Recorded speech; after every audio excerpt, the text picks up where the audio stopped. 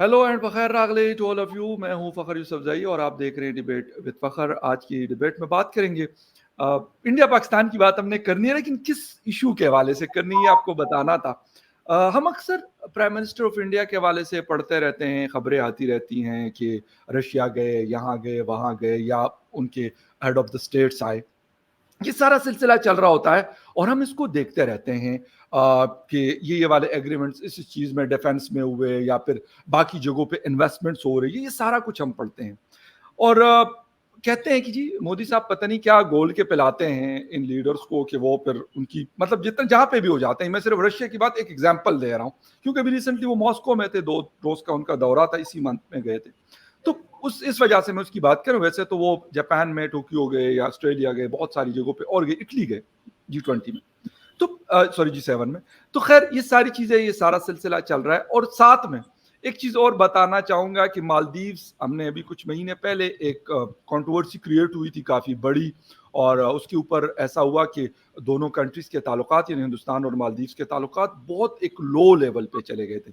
उन्होंने गो कि माफी भी मांगी, लेकिन लोगों के अंदर एक एग्रेशन था और गवर्नमेंट ने भी थोड़ा बहुत उसके ऊपर एक्शन लिया, इंडियन गवर्नमेंट ने। लेकिन अभी डॉक्टर जयशंकर साहब जा रहे हैं वहां पे, उनकी मतलब टूरिज्म काफी बैठी हुई और बाकी बहुत सारी चीजें हैं जिसमें इंडिया उनको हेल्प करता है। इसके पीछे है क्या कहानी में, ये मतलब असल मुद्दा मेरा ये है। और फिर दूसरी तरफ हम पाकिस्तान में जब बात करते हैं तो हम आजकल जी तजुर्बात हो रहे हैं, फायरवॉल लग रही है हमारे यहाँ, कहते हैं इंटरनेट को जरा काबू में, सोशल मीडिया को काबू में कर लें। तो हमारे यहाँ ये तजुर्बे हो रहे हैं, इंडिया में ये तजुर्बात हो रहे हैं कि भाई कौन सी बड़ी इन्वेस्टमेंट आएगी, कौन से बड़े ग्रुप जो है दुनिया के वो इंडिया में आके अपने जो सेटअप से वो लगाएंगे। इंडिया में ये चल रहा है और हम फायरवॉल लगा रहे हैं कि जरा लोगों की जुबान, कान और वो बंद कर दें।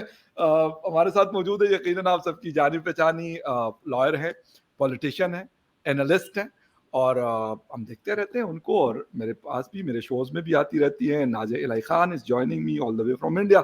Nazia, once again thank you very much for your time to joining my show. Thank you. हर हर महादेव, जय जगन्नाथ। अच्छा नाजिया, थोड़ी सी बात तो हमने क्वाड वॉर्ड ये भी करनी है, वो ठीक है, वो चलता रहेगा। इंडिया के ताल्लुकात अमेरिका के साथ हो, रशिया के साथ हो, सब एकदम फिट है। क्या चीज है, यकीन करें, मतलब दोनों, मैंने दोनों का नाम इसलिए लिया कि रशिया और अमेरिका के दरमियान में बड़े एक, जिसे कहते हैं कि बड़े क्लैशेस हैं, बहुत सारे मसले हैं। लेकिन ये क्या ऐसी चीज है कि नरेंद्र मोदी साहब जो बाइडेन से मिले, डोनाल्ड ट्रंप से मिले, व्लादिमीर पुतिन से मिले, शी जिनपिंग से मिले, या वो जो इटालियन प्राइम मिनिस्टर है मैडम, उनसे मिले, मतलब सबके सब बड़े, जिसे कहते हैं ऐसे लगता है कि पता नहीं क्या मोदी साहब क्या पूंग लेते हैं जैसे। मतलब कोई इसको किसी नेगेटिव में ना ले, मतलब इसको पॉजिटिव में ले रहा हूँ कि बड़े मतलब लोग हो जाते हैं ऐसे कि वो उनके सामने बस चुप करके बैठे रहते हैं और सुनते हैं कि हाँ जी ये कहेंगे तो हम क्या करते हैं। मतलब ये कोई बताए ना कि हम भी अपने ये लीडर्स जो हमारे सो कॉल्ड है पॉलिटिशियंस, इनको हम बता दें। ऐसा है फखर भाई कि ये फूकने फाकने का काम और तावीज काम तो हम मुसलमानों में ही होता है। मैं वैसे वो कर रहा था, मतलब इसको कोई किसी नेगेटिव में ना रहे, मैं पहले इसलिए बता दिया। जी जी बिल्कुल। ये सारी जो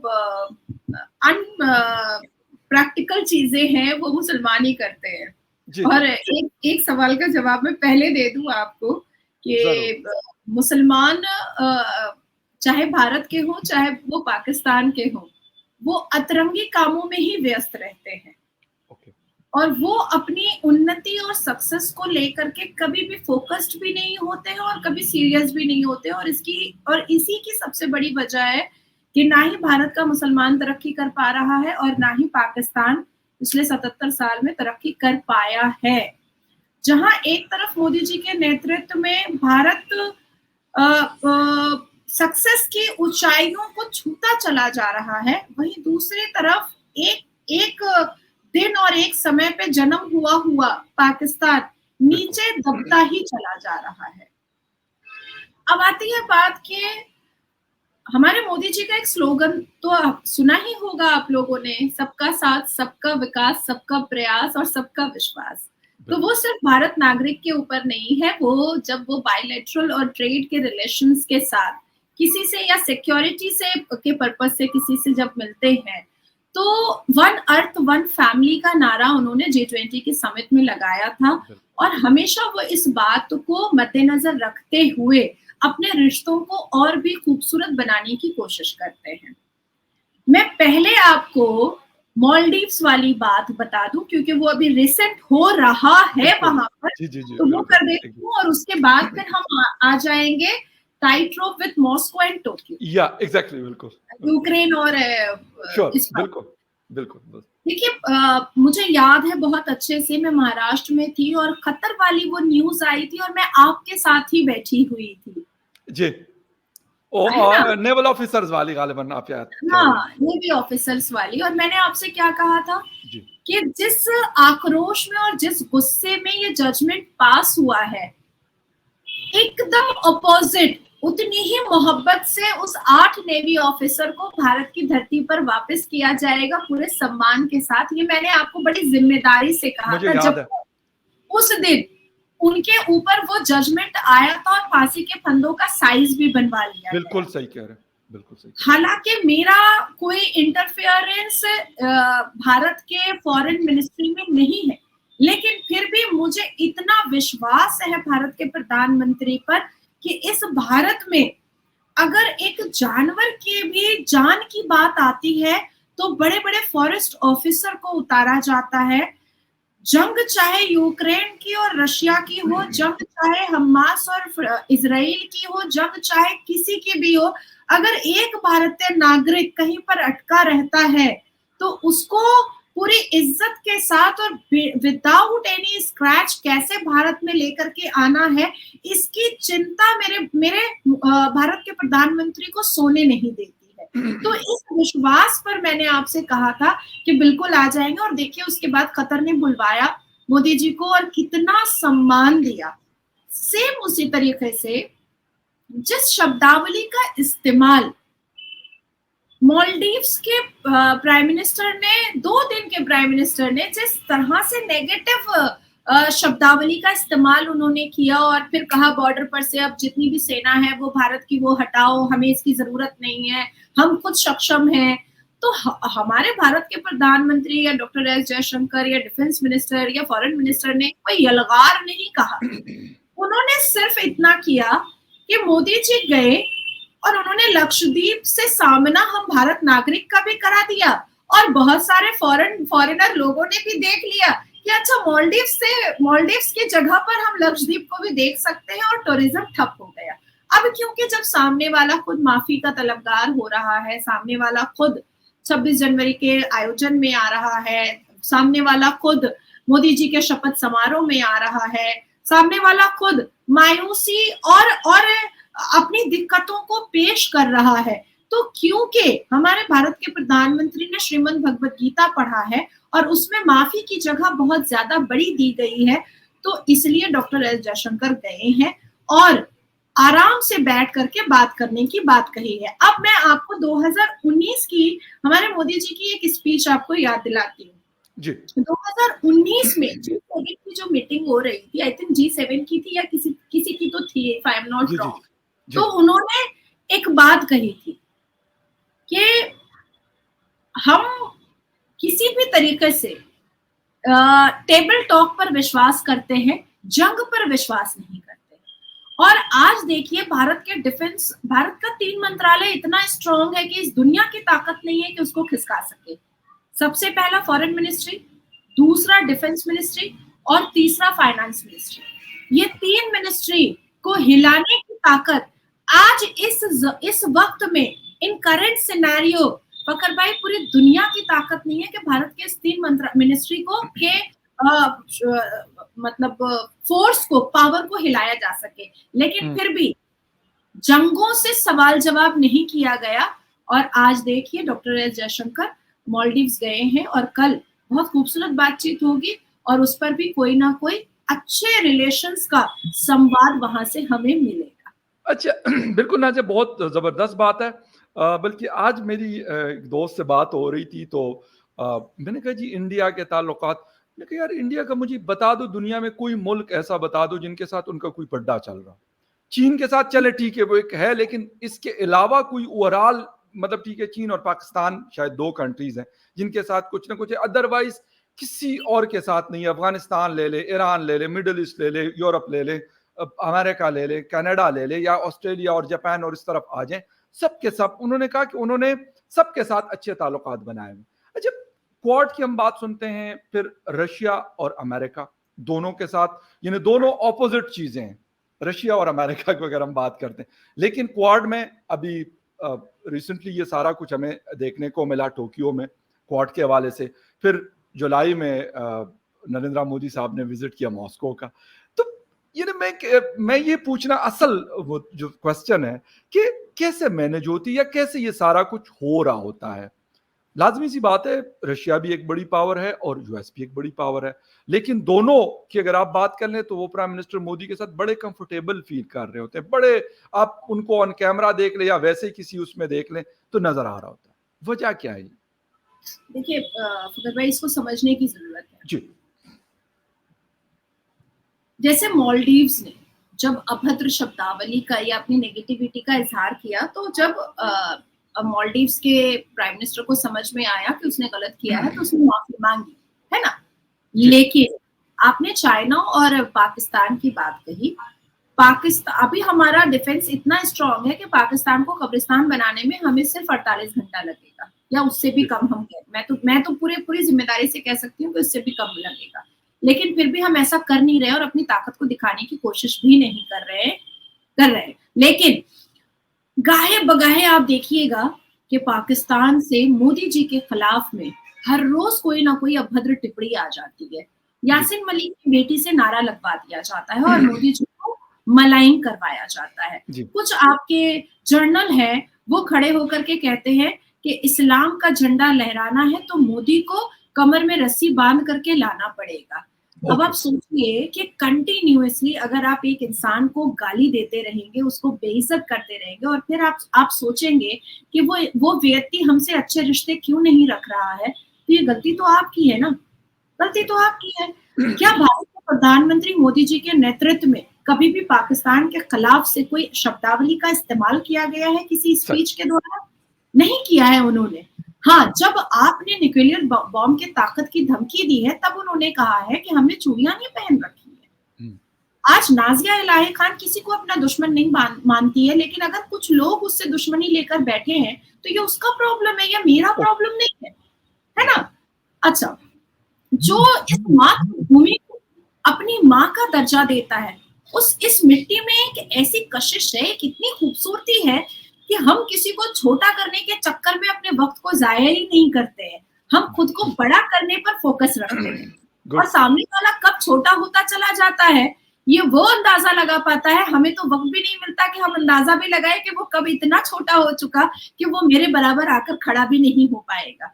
द थर्ड थिंग इज कि शब्द अगर आपके अच्छे हैं, व्यवहार अगर आपका अच्छा है, जिस शब्दावली का आप इस्तेमाल कर रहे हैं वो अगर अच्छा है, और अगर आप किसी से मिल रहे हैं तो दोनों का अगर फायदा है, तो ये रिश्ता, ये जो दोस्ताना होता है वो रिश्ते में बदल जाता है।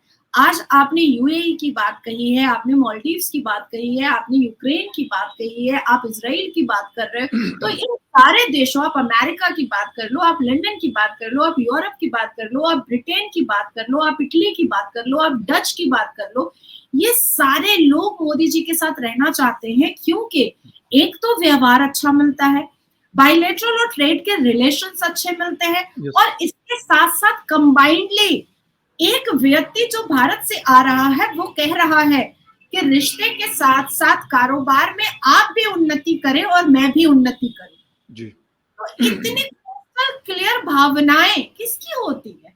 नहीं होती है ना। तो सामने वाला भी तो समझ रहा है ना कि ये तो बहुत क्रिस्टल क्लियर है, भाई आप भी उन्नति करो, हम भी करें, आप भी सक्सेसफुल रहो, हम भी हो जाएंगे सक्सेसफुल, है ना। अभी देखिए हालिया में हमने देखा कि बांग्लादेश में बहुत ज्यादा उथल पुथल चल रहा है, बिल्कुल है ना। अब बांग्लादेश के जो मुसलमान जो टुकड़े टुकड़े गैंग वाले हैं, उन्होंने क्या किया कि सऊदी अरबिया में प्रदर्शन करने की कोशिश की। हाँ। 53 लोगों को उठा करके जेल में ठूस दिया गया। हाँ। जिसमें से 11 लोगों को सजाए मौत की सजा सुना दी गई। रिमेनिंग जो लोग हैं उनको सजाए मुशक्कत, मतलब पूरे उम्र की सजा सुनाई गई और पेनल्टीज भी लगाया गया। मतलब आप समझ रहे हैं, आप इस बात को समझिए कि कोई भी देश अब इस मूड में नहीं है कि आप दूसरे देश का झगड़ा मेरे देश में क्रिएट करके आप मेरे देश की उन्नति को, मेरे देश के रिफॉर्मेशन के फोकस को, मेरे देश के डेवलपमेंट को आप खराब कीजिए। अभी डेनमार्क में देखिए आप, मुसलमानों के वोट को खत्म कर दिया गया है। मुसलमान वोट नहीं कर सकते अब वहां पर, क्योंकि वो अपनी छवि को इतना खराब कर चुके हैं डेनमार्क में। भाई मस्जिदें बनाओ, बना दी गई, भाई मदरसे बनाओ, बना दिया गया, भाई नमाज पढ़ने दो, पढ़ने दे दिया गया। अब उसके बाद क्या करते हैं, तुम हिजाब क्यों नहीं पहनती हो, तुम वुजू क्यों नहीं करती हो, तुम सर पे दुपट्टा क्यों नहीं रखती हो। अरे भाई आप डिक्टेटरशिप अपने देश में करो ना, जाकर के आप दूसरों पे क्यों करवा रहे हो। अल्टीमेटली डेनमार्क के सरकार ने क्या कहा, भैया आप वोट मत करें, आपके वोट की हमें कोई जरूरत नहीं है, आप यहाँ रहिए, कमाइए, खाइए, लेकिन आपको यहाँ के वोट का प्रावधान या वोट की वैल्यू आपको नहीं दी जाएगी। अब आप डच में देख लो। तो ये सारी चीजें बहुत इंपॉर्टेंट हैं जो सब देशों को समझने और सीखने की जरूरत है। अब आप देखिए कि आपके यहाँ छाती पीटी जा रही है, आपके यहाँ मस्जिदें तोड़ी जा रही हैं, आपके यहाँ हर रोज कुछ ना कुछ ब्लास्फेमी का काम किया जा रहा है, लेकिन आप सऊदी अरबिया में देखिए स्विमिंग कॉस्ट्यूम में फैशन शो हो रहा है। आप सोचिए। हाँ बिल्कुल। बिटवीन देखिए। तो मुझे ऐसा लगता है कि देश को रिफॉर्म होने की जरूरत है, देश को आगे बढ़ने की जरूरत है। अब आते हैं हमारे जबरदस्त टॉपिक पर जी, Ukraine. Ukraine, Russia, America and India, और उसके साथ में क्वाड। हाँ, क्वाड। सबसे पहले ये समझना पड़ेगा फकर भाई कि क्वाड का अर्थ क्या है। 2007 में एक कमेटी बनी जिसको क्वाड बनाया गया, जिसका अर्थ ही है कि कुछ कंट्रीज को लेकर के उसको स्ट्रैटेजिकली चलाना, जिसमें हम डेमोक्रेसी की बात करेंगे, जिसमें हम डेवलपमेंट की बात करेंगे, जिसमें हम ह्यूमैनिटेरियन टॉपिक को रखेंगे, जिसमें हम सिक्योरिटी पर्पस को रखेंगे और इस पर बातचीत होगी। अब क्वाड्रिलेटरल सिक्योरिटी डायलॉग में कौन कौन पार्टिसिपेट करते हैं। भारत पार्टिसिपेट करता है, United state of America participate करता है, ऑस्ट्रेलिया पार्टिसिपेट करता है और जापान पार्टिसिपेट करता है। अब 2022 में भी जब इस पर एक बहुत बड़ी मीटिंग हुई थी और मोदी जी गए थे, तो कहीं ना कहीं क्वाड समिट से चाइना बहुत हिला था, जो टोक्यो में हुआ था बहुत हिल गया था, क्योंकि डिस्कशन जिस हिसाब से इंडो पैसिफिक हो रहा था, तो एक चाइना के दिमाग में एक सवाल आया था, can the quad checkmate China, can the quad checkmate China. और आपको याद होगा, क्योंकि आप सबसे ज्यादा जियोपॉलिटिक्स पर ही आप फोकस करते हैं, कि 2022 के दिसंबर और 2023 के मार्च तक में चाइना का एक डेटा बाहर आया था जिसमें उनकी इकोनॉमिकल कंडीशन बहुत ही डेविस्टेट हुई थी और चिंता जताया था कि इतना नीचे ग्राफ इकोनॉमी का चाइना का पहले कभी नहीं हुआ था जितना पहली बार हुआ है। अब क्योंकि इस बार जब ये समारोह हुआ है और इस बार इसमें जो बात हुई है वो डेफिनेटली यूक्रेन वॉर के बारे में बात हुई जी। ठीक, अब कहीं ना कहीं पुतिन साहब जो हैं वो अमेरिका से भी नाराज हैं। एग्जैक्टली, बिल्कुल है, बहुत ज्यादा नाराज है। यहाँ तक के पुतिन साहब ने तो अपनी बातों को बहुत बेधड़क कहा है कि भाई कहीं ऐसा ना हो कि हम व्हाइट हाउस पर टारगेट कर दें, कहीं ऐसा ना हो, चेतावनी दे डाली कि सुधर जाओ वरना अंजाम बुरा हो जाएगा। अमेरिका के साथ साथ नाटो दोनों को ले लिया और अपने सुपर पावर को दिखा दिया पुतिन ने, बहुत अच्छे से दिखाया है।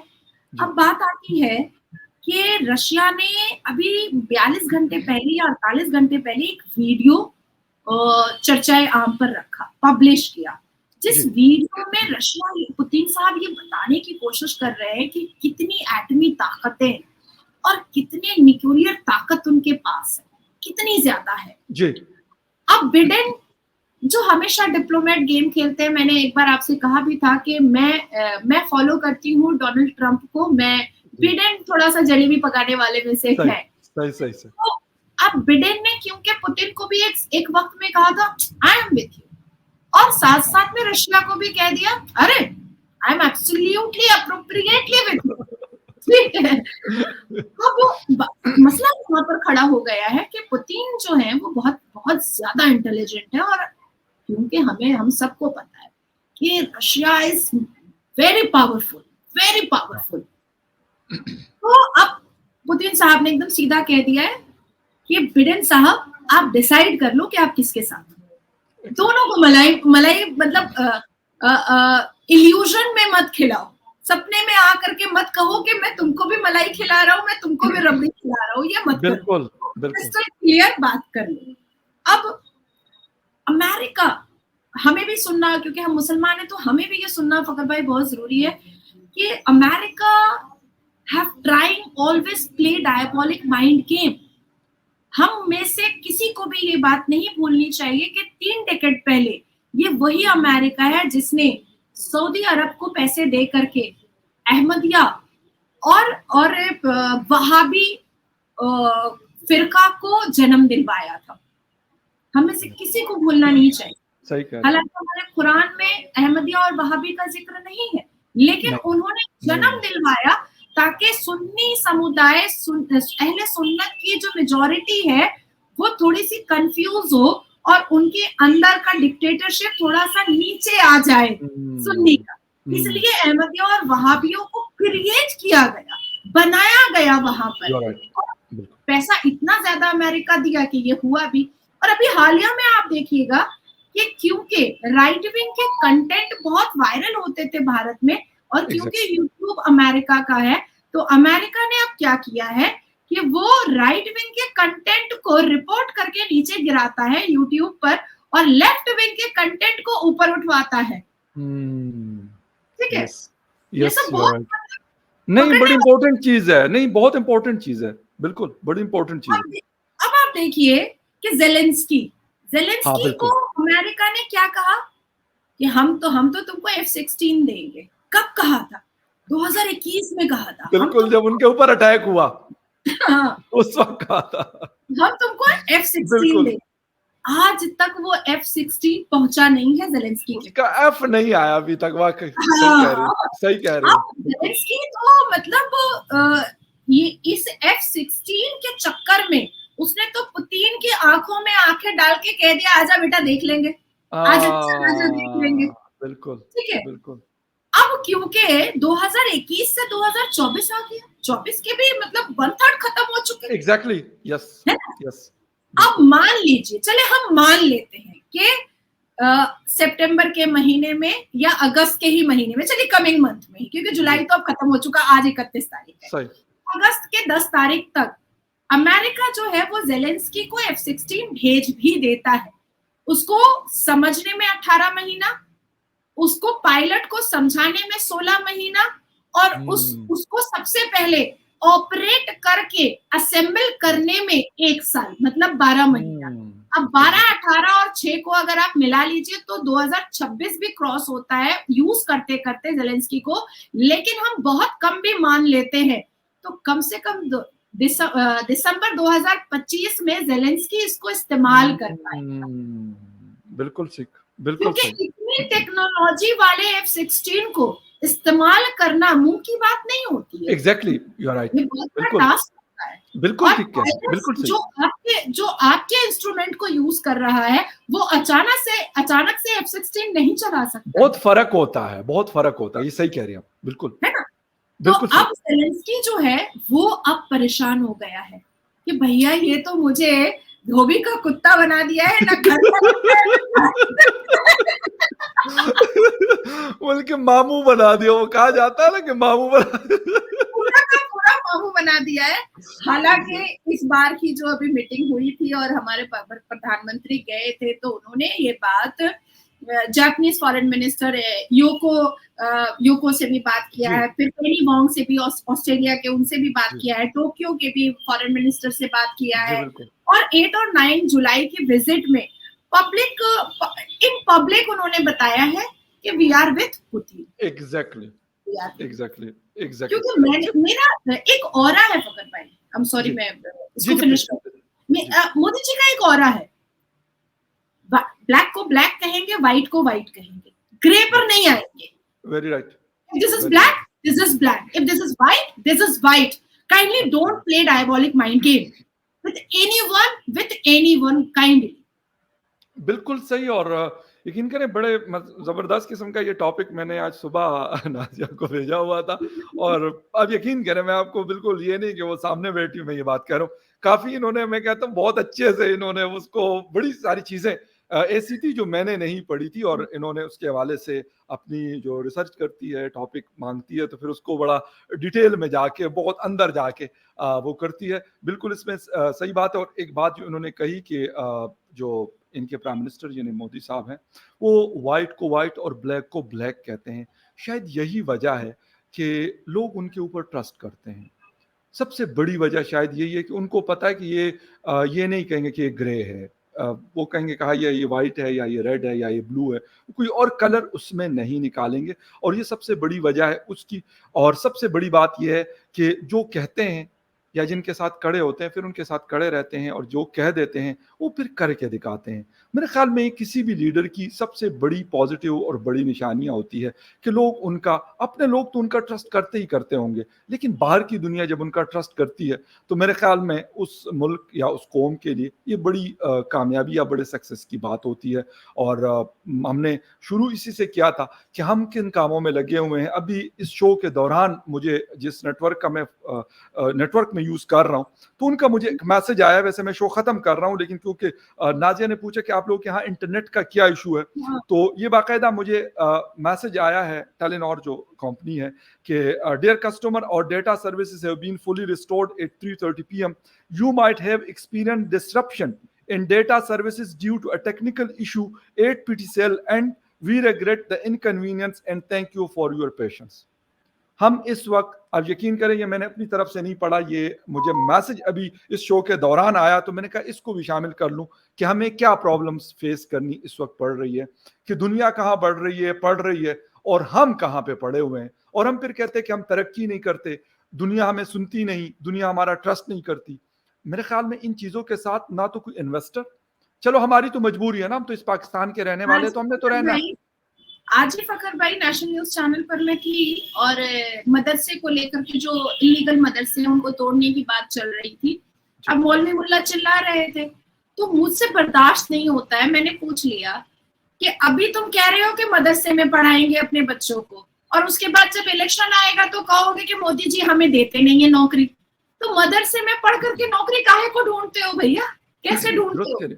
तो ये मुसलमानों का नेचर है ना, इसको उसको चेंज करना पड़ेगा, अदरवाइज ये बर्बाद होते ही चले जाएंगे। नहीं, ये बिल्कुल ये माइंडसेट चेंज करने की जरूरत है। और मैं अपने लोगों से, जो हमारे मतलब हमारे इख्तिदार के लोग, हमारे पावरफुल जो लोग हैं, एक तो शहबाज शरीफ है ना, वो तो शहबाज शरीफ साहब सिर्फ प्राइम मिनिस्टर ऑफ पाकिस्तान उनके साथ लिखा जाता है, इसके अलावा कुछ भी नहीं है।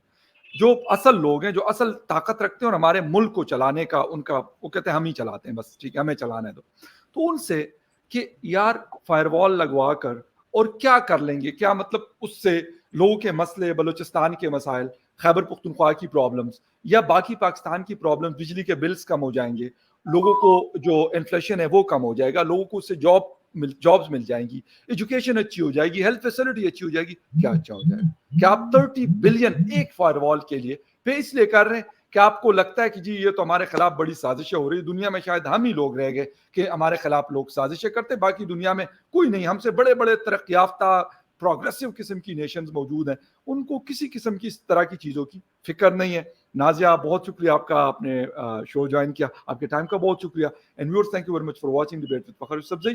किसी और डिबेट में आपसे फिर मुलाकात करेंगे, तब तक के लिए take care and bye. Vande Mataram, Bharat माता।